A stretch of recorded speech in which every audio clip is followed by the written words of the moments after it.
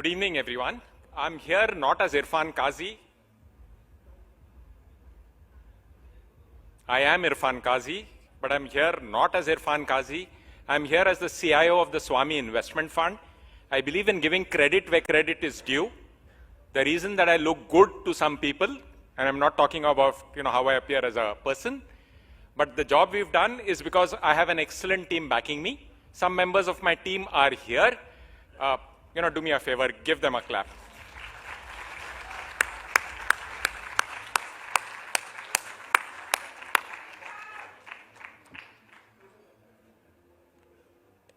I'm here to tell you about the SWAMIH Fund. Not just gloat about achievements, I'm going to brag about that, no doubt about it. But I will also tell you what happened, why we came into existence, what we've done, in the hope that we can do a lot more, right? That is the end result we are looking for. We've done a lot, we want to do a lot more. Please remember that. We would request anyone to come to us for stressed projects, and I'll start at the beginning. This is not just a fund for stalled projects. This is a fund for project which is experiencing stress. And what is stress? We define stress very simply as a mismatch of cash flows. If in the short term or in the long term, the cash outflows are expected to be far higher than the cash inflows, there is a problem on hand whether you've recognized it or not. You need to approach us. And that's where the SWAMIH Fund comes into play. Can we have the presentation? Can we start? I'll take you back to the genesis of the fund. I'll tell you what the fund does exactly. So in terms of genesis, picture the time 2019, a lot of developers approached the government complaining that while their projects had advanced significantly, the projects were not getting completed because banks were not willing to finance those projects. That is one part of the story. The other part of the story obviously is a lot of home buyers approached the government, complaining that while their homes were getting completed, they were not getting possession of the homes, right? So they had to go through the double whammy of paying both EMIs and rent. And that's the second part of the story. And there was nothing to bridge the gap. NBFCs were going through a fair share of crisis in 2018 and 2019. And therefore, there was no one who was willing to walk that extra step to recognize a problem as an opportunity. And that led to the SWAMIH Fund. That's when the government of India stepped in. Credit where credit is due. This is a superb idea, significant move to de-stress the real estate sector. And the idea came entirely from the government of India. So the government of India, ideated this fund. SBI Cap Ventures can claim credit for executing an idea. From my point of view, understand, there are many brilliant ideas that are generated over a cup of coffee. Not all of them see light of the day. We have converted, SBI Cap Ventures has converted a brilliant idea into an on-the-ground, fully operating, credible institution called the SWAMIH Investment Fund. That's where SBI's contribution has come in. So the first thing we had to recognize was, to find a solution, you need to understand the problem. The problem was simple. There were 4.5 lakh units. We did a market study. Actually, we commissioned a market study. There were 4.5 lakh incomplete units. It would cost about 50,000 crores to complete them. There was more than enough juice in those projects in terms of receivables and unsold inventory. So I think the number was about 3 lakh odd crores. So clearly it was not a question of profitability. Clearly it was not a question of, it was a question of liquidity, not profitability. There was no funding available to complete the construction. These were obviously profitable projects. Mind you, disclaimer here is, we can say that the aggregate, it was obviously profitable. That does not necessarily mean that every project at the micro level is profitable. So that's how the fund came into existence. The fund was set up with a very sharply well-defined criteria on what would it be funding. Those criteria were by design meant to be liberal. The idea was to do something, not talk about it. So when we set up the fund, we set up rules on what kind of projects could be funded. If you can just go to the next slide. First, this fund was about affordable and mid-income housing. We chose to define that term, that phrase, affordable and mid-income. We set a price cap to define that phrase. So any house less than 2 crores in Mumbai, 1.5 crore in a major city, 1 crore in the rest of India was defined as affordable and mid-income. The other bit was, the government was extremely keen that this should not be a grant. This was not meant to bail out real estate developers. It was meant to be an investment, which meant that we could only invest in commercially profitable projects. We use the term net worth positive, which means that going ahead, the cost to complete the project should be more than compensated with the returns generated from the project, right? And this thing about going ahead is, intrinsically woven into the genetic structure of the fund. The fund is always looking ahead. When we evaluate a deal, we are not evaluating on what happened, who's to blame for it. And, the one part is obvious, right? The home buyer is suffering. But we are not going into the past. We are not doing a forensic investigation of what went wrong. Instead, we are looking ahead. What does it take to complete the project? Sometimes it's money, sometimes it's more, right? So that's what we try and evaluate when we are actually doing a project. Since this was a project for stressed brownfield, we chose to define color brownfield as projects that are at least 30% complete. And how do you look at that color? Projects where at least 30% of the project cost is complete were defined as brownfield projects. Clearly, the purpose was only to complete construction. I can't emphasize this enough. Everything about the fund, from the way we do the funding to the way we do supervision of the funding, is designed to focus on funding alone. Like I think Mr. Rajan Bhai mentioned, funding is fuel for a car. You can only go as fast or as far as the fuel in the car. We provide that fuel, right? But we do it with a twist. We do it with a difference. We do it in a way which is different from the way it was done in the past.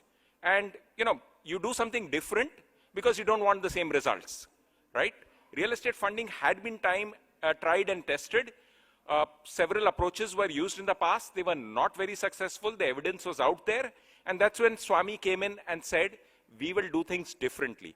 And I'll come to that later on what we are trying to do differently.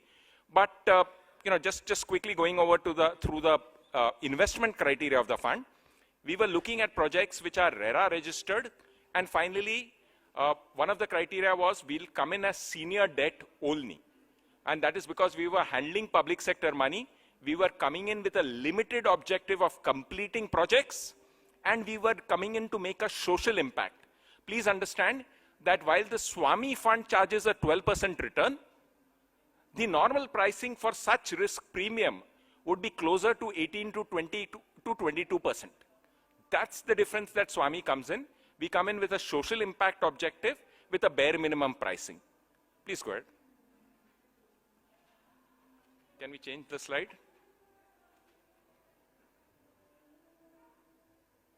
Oh, I can.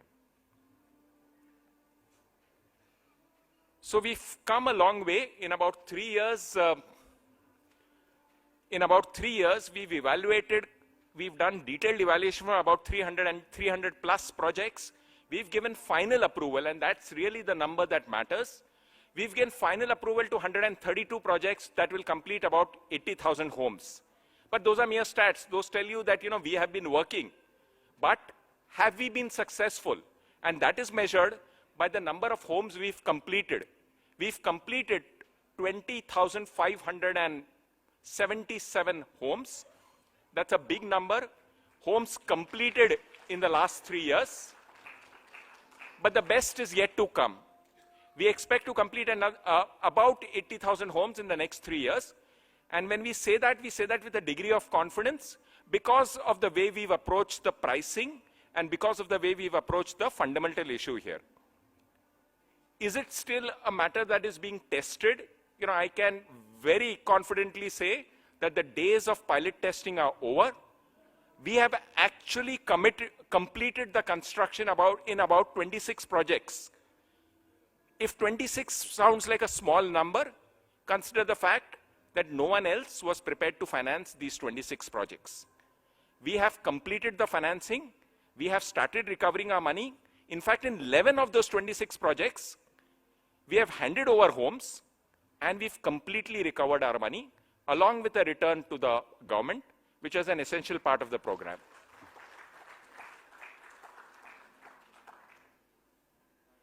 Now, most real estate funds, unfortunately or otherwise, for commercial reasons, are focused on cities like Bombay, Bangalore, and Pune. We've tried to be different here anyway. We are supposed to be a national fund, and we took that role seriously. We are spread out across India, both in Tier 1 and Tier 2 cities. In terms of final approved projects, we have a presence of about, in about 30 cities across India. Most of the projects are in NCR and MMR, right? Is it because we have a bias there? No.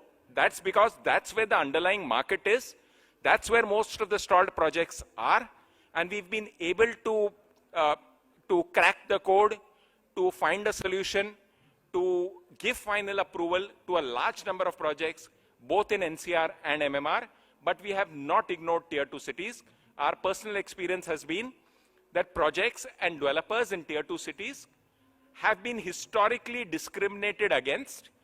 They haven't been able to avail institutional funds, but in terms of quality of the project, quality of governance, there isn't much to choose from. They are as good.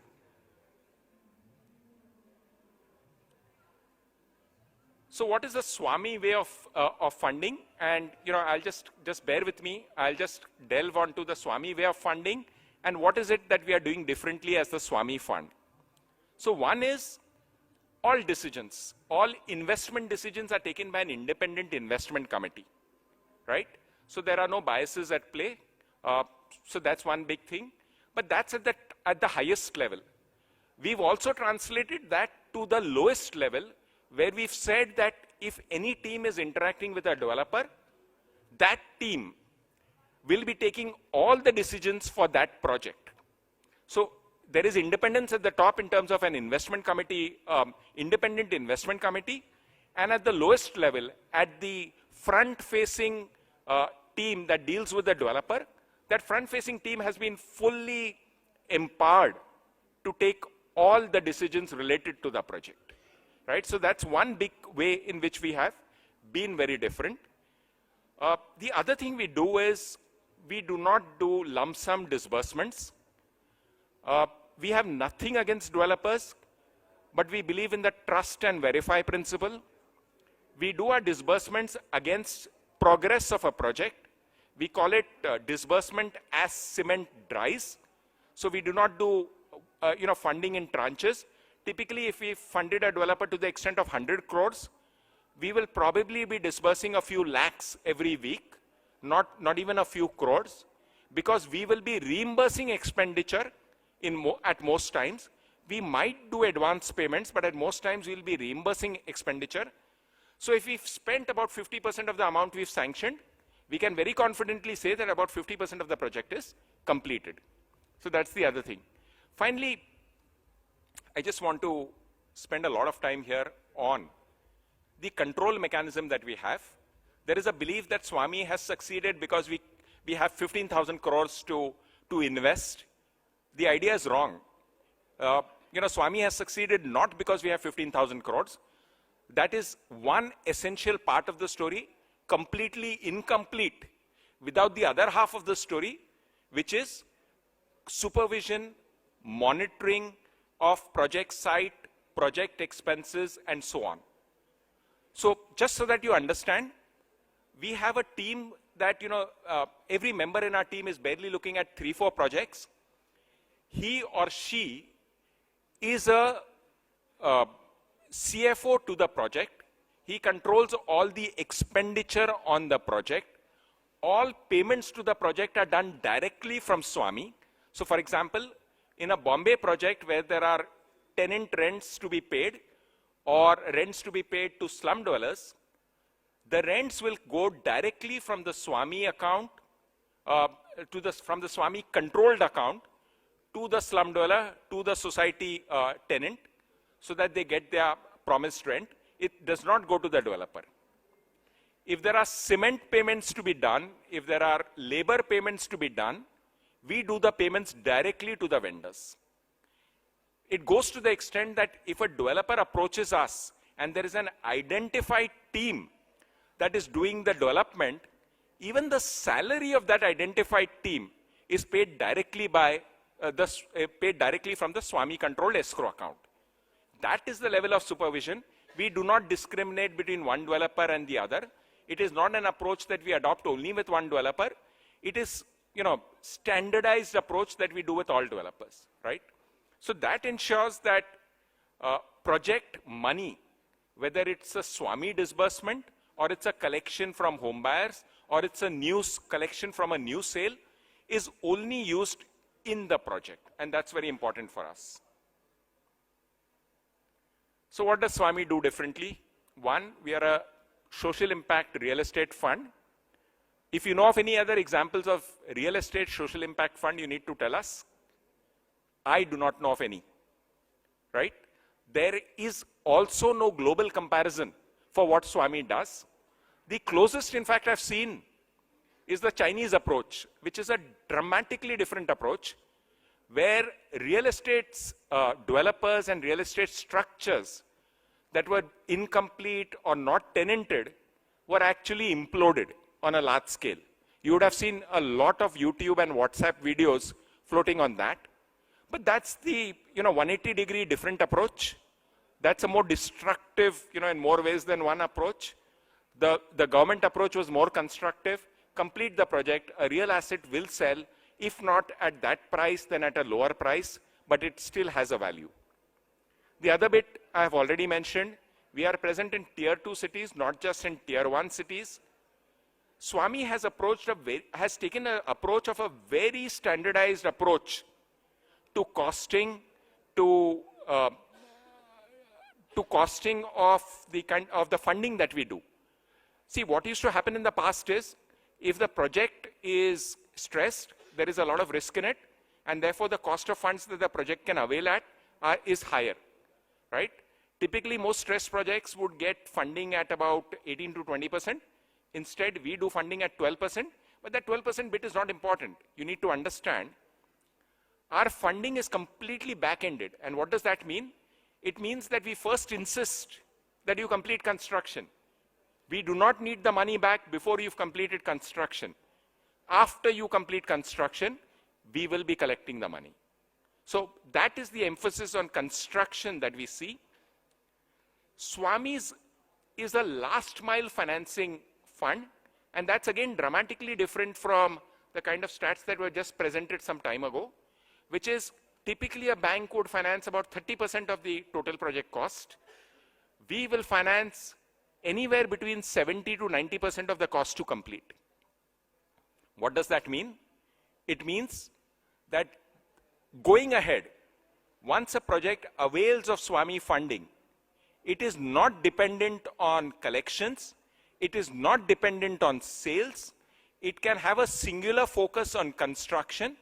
Most of the developers we've seen have been able to construct a lot faster than even the aggressive business plan that they had given us, because they were not used to this kind of availability of funds for construction.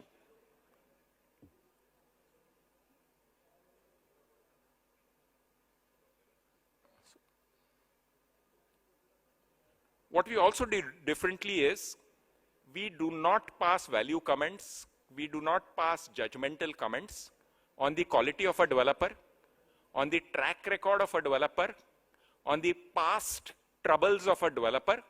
Instead, we decide that we will have a business continuity plan in place, so that even if there is a risk to the developer, we are able to fund the project, because ultimately our entire emphasis is that we should be able to complete a project.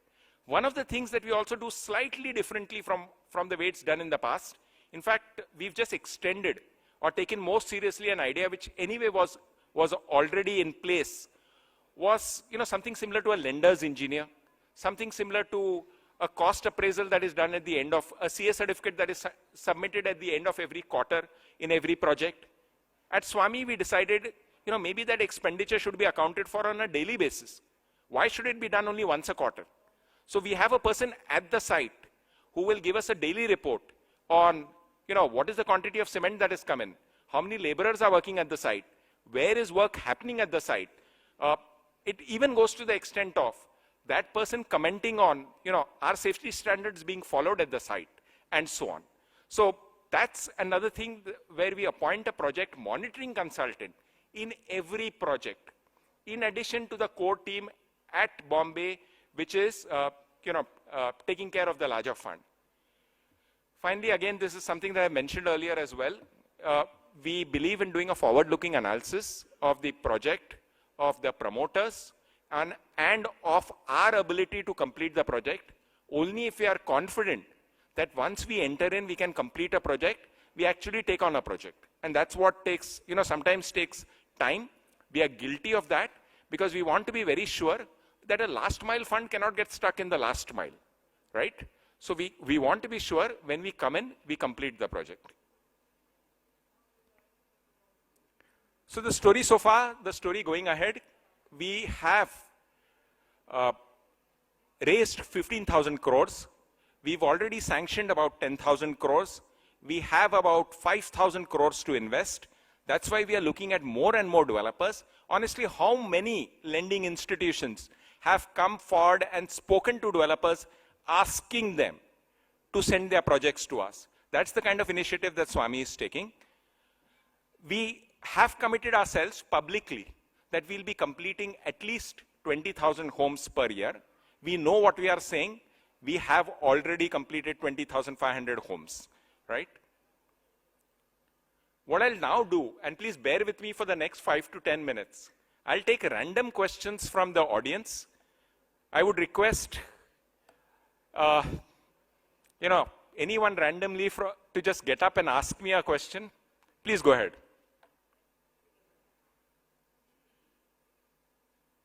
Yeah.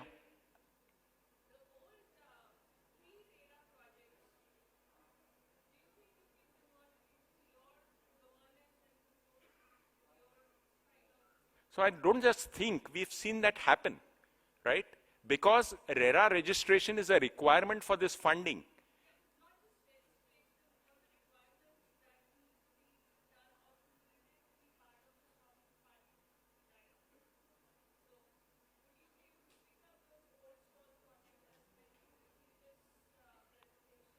Absolutely. We've already done quite a few already.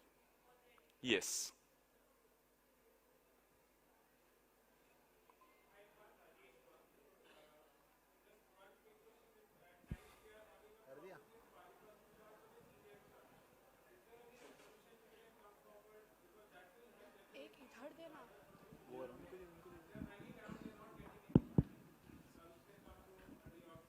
Sure. So it was a policy decision that was taken that a senior charge will be, that whenever SWAMIH does funding, a senior charge will be sought and taken. We understand that there are problems in NBFCs and other financial institutions ceding charge. It started off with everybody saying it is impossible for them to do it. After doing 130 projects, we can tell you that it is difficult for them to do, but it's not impossible for them to do. About 40 to 50 projects of the projects we've done, about 50 projects are such where lenders have ceded charge, right? We've also seen a situation, and I'm just looking at one of the investors here, where an investor has stepped in, taken over an existing lender, and then ceded charge to SWAMIH. So that's another approach being taken. This is in addition to the previous approaches where we've agreed to share with the lender and therefore lenders have agreed to come in. We've also bifurcated projects so that one portion of the project SWAMIH takes a charge, the other portion of the project the lending institution takes a charge, and therefore we are able to live along with the lender and solve the home buyer issue. Hello, Vinay here from Bangalore. So this is regarding the partnership, what you have rightly mentioned there. I have experienced the funding is only to the limited companies or a private limited companies. Invariably, there are the businesses which runs through the partnership or LLP. Okay, do we have any mechanism or you have experience of making that into a company and making it, is the sanctions are done? So about 20 plus, and I don't have the exact number, but I know it's a large number, of the projects we funded were earlier in proprietorships or partnership firms. What we do is, so you need to understand, an AIF such as the SWAMIH fund is governed by SEBI. SEBI deals only with investments. NBFCs and banks deal with loan and they are governed by RBI, right? So an AIF cannot give a loan, an AIF can make an investment in a debt product. And that's what we do. So we necessarily need the project to be in a company, and the company has to issue NCDs, and then we subscribe to those NCDs and therefore fund the company. Net effect is the same. Now the question is, sometimes it takes time for a partnership firm to get converted. Let's say it takes 2 or 3 months. Does it mean that the project is getting delayed? And I can give you a categorical answer, no. Because we will start evaluating it, we will start presenting it internally, we'll start getting approvals internally as if it's already converted. And during that time, the company can the partnership firm can get converted into a company. And that's how we deal with an issue. And this is, again, like I said, we've already done at least 20 plus situations where we funded what was earlier in a partnership concern. And these, this was meant to be a teaser on the kind of questions that you could ask. Okay, and one more question. One more question on the last point you mentioned. We also come across that SWAMIH is insisting to go and get the NOC or something letter from the home buyers where waiving of the compensation or something which payable, which also has come to brought to the notice of the RERA authorities. RERA authorities are something which is not okay with that. Like, to what extent is that to be addressed, or that can be a waive of condition? So everything you said was right, except for the word insisting. SWAMIH does not insist that home buyers waive their penalties or anything like that. You have to understand, we can invest only in profitable projects. The most we suggest to developers and customers is that they can be forbearance for some time while we come in and complete the project, right? So it's like someone wanting to do interior decoration of the home while the project is on fire. All we are saying is, let us go in, douse the fire, control the fire, and then you can come in and do the interior decoration. So, by that analogy, what I was trying to refer to is, what we ask home buyers is, we are not expecting you to waive penalties to home buyer, waive penalties that are due from the developer. We are simply saying that if SWAMIH is to fund it, SWAMIH can fund it only if we have a first charge on the cash flows, right? SWAMIH was not formed, and let's be very candid about it. SWAMIH was not formed to give penalties, to give interest on refunds, or to give interest on delays to home buyers. It was formed to complete a project for a home buyer. And if we ever have to choose between completing a project and paying penalties, right, we are very clear. It's a no-brainer for us. We will complete the project. We are not here to pay penalties. So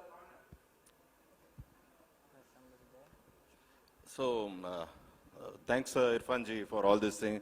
And just to add a couple of points to SWAMIH Fund, we have drawn some very interesting inspirations from SWAMIH Fund that I thought I'll highlight it here. One, they are not looking at the promoter's background for funding. So this is one important point that we have taken. Another one, they are taking the project to complete the project. The funding is for the completion of project. So that is another point. And in fact, with all the consultation and working out together, we have also submitted to the Government of India, Finance Ministry, for implementing SWAMIH 2. And SWAMIH 2 is for new project funding as well as non-stressed project funding, completion of all the other projects also. So I think SWAMIH, in my opinion, is the nearest best possible product available for real estate. I know we should appreciate all the works of SWAMIH there. Please. Thank you so much for listening to me on a long and lazy afternoon. Thank you.